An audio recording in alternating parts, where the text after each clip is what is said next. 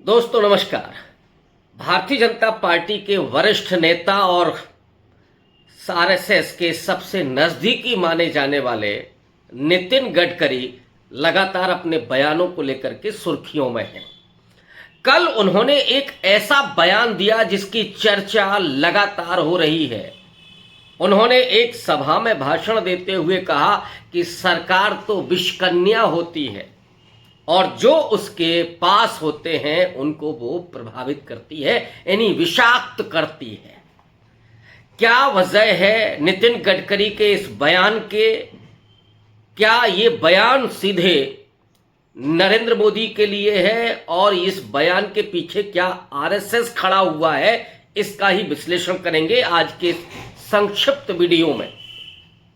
तो पहले जरा नितिन गडकरी की पृष्ठभूमि को समझते हैं।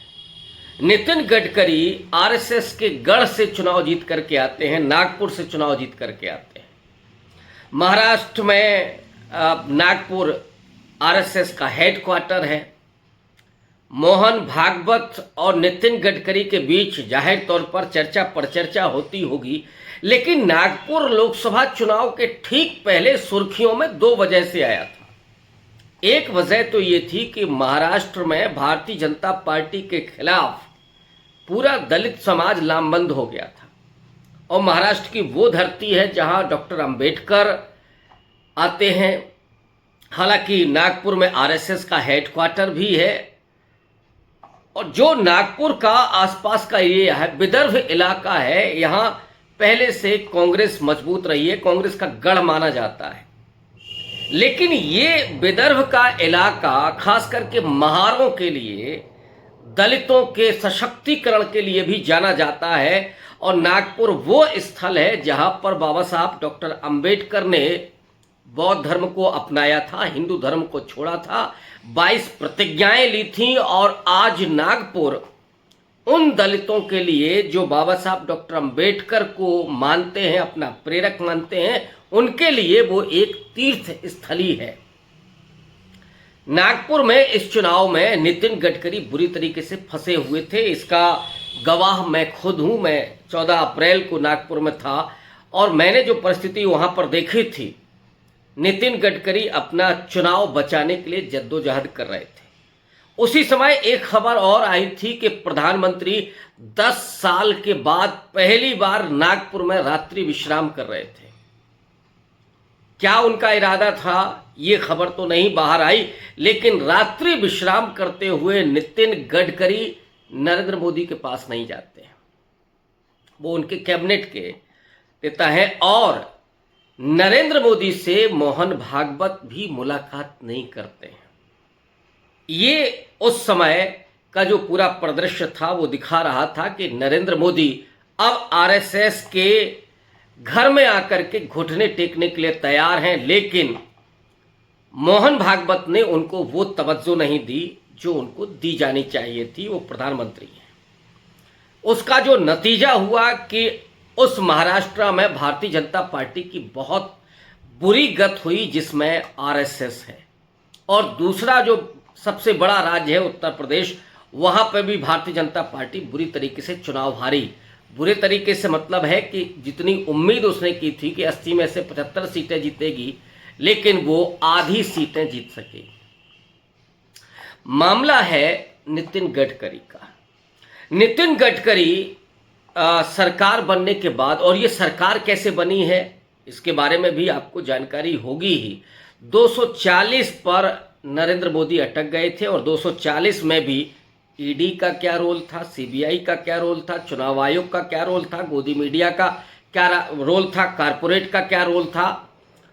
तो इसके बावजूद नरेंद्र मोदी 240 पर अटक गए और फिर उनको दो बैसाखियों का सहारा लेना पड़ा, नीतीश और नायडू के रूप में। इसके अलावा तो कुछ पुराने हनुमान उनके पास थे ही, चिराग पासवान जैसे, जीतन राम मांझी जैसे, लेकिन सरकार बनी एनडीए की। आश्चर्य इस बात पर हुआ कि नरेंद्र मोदी ने बीजेपी के संसदीय दल की बैठक नहीं की जिसमें उनको नेता चुना जाता।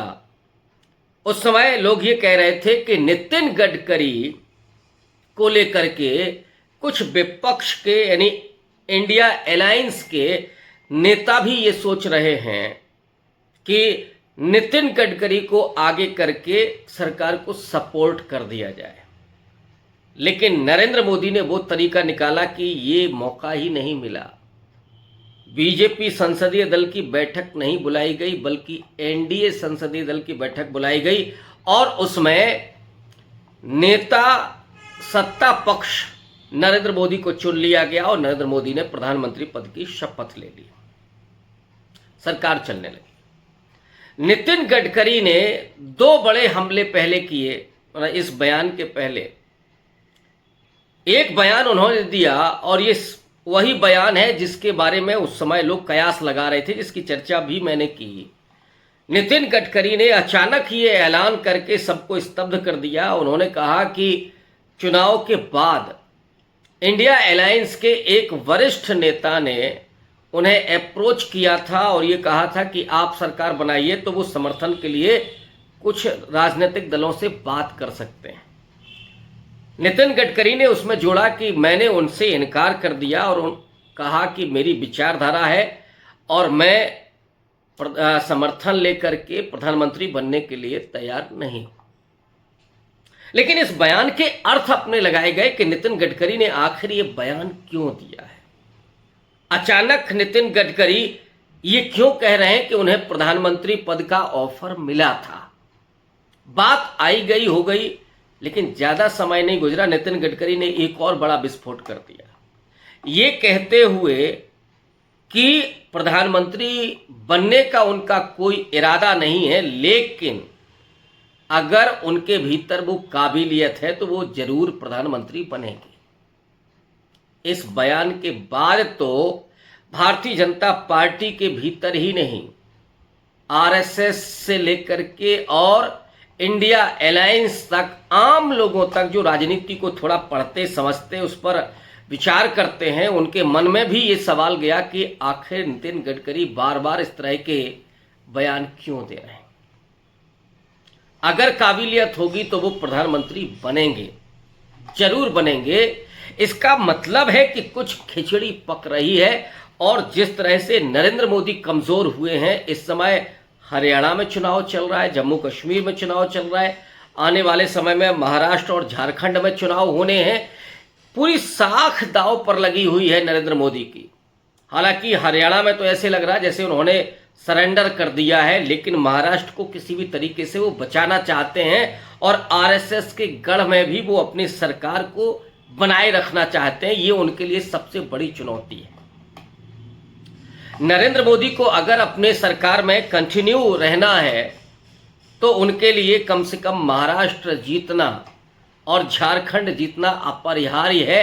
हालांकि हरियाणा और जम्मू कश्मीर हारने के बाद ही उनकी उल्टी गिनती शुरू हो सकती है, लेकिन हरियाणा जीत करके वो इसे रोकने की कोशिश करेंगे।